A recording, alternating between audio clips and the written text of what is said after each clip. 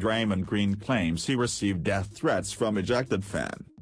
Golden State Warriors star Draymond Green claimed he asked the officials to get a fan ejected from the game after the fan threatened Green's life.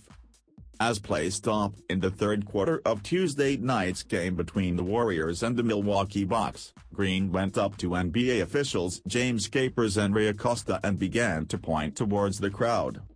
Green became animated and upset as he tried to point out which fan he wanted to be ejected from the arena. Green walked over toward his teammate, Steph Curry, and Bucks player George Hill as he waited for security to escort the fan out of the concourse. Green must have told Curry something the fan said to him because Curry seemed shocked. After the game, Green explained what happened with the ejected fan to the media. "Some threatening stuff to my life," Green told the media. "I was this close to really going back." Green held up his hand and showed an inch between his thumb and pointer finger, displaying how close he was to approaching the fan.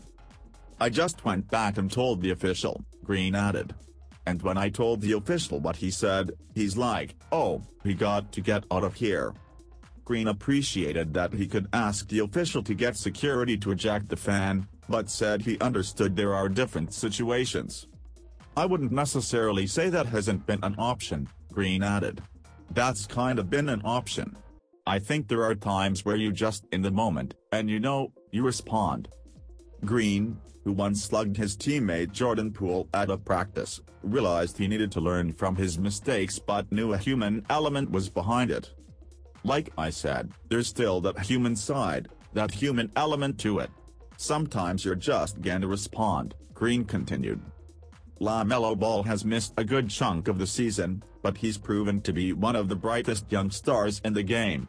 Unfortunately for the Hornets, they don't have a long-term plan for the center position.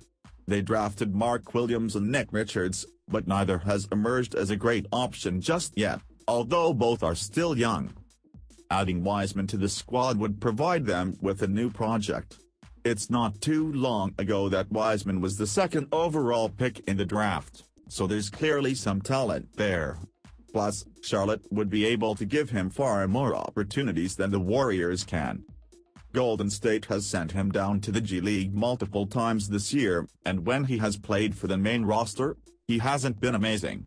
The big man has appeared in 12 games for the Warriors this year and is playing 12.7 minutes per contest. He's averaging 6.5 rebounds and 3.7 assists on 58.5% shooting from the field. Warriors youngster deemed untouchable. Wiseman may be the most valuable asset the Warriors have on hand in terms of salary and raw potential, but he's far from the only tradable player they have. They've been fortunate to land a few lottery picks over the past few seasons. They drafted Jonathan Kuminga and Moses Moody in the same draft class, but with how good the team has been, they haven't gotten the same chances they might have on a worse team. Despite that, Buckley still believes that Kuminga should be untouchable at this season's trade deadline. His numbers are rarely loud, in fact, most have dipped a bit from his rookie run, but his approach has been top-notch. He has embraced his role as a defense-first energizer who makes quick decisions. Too much.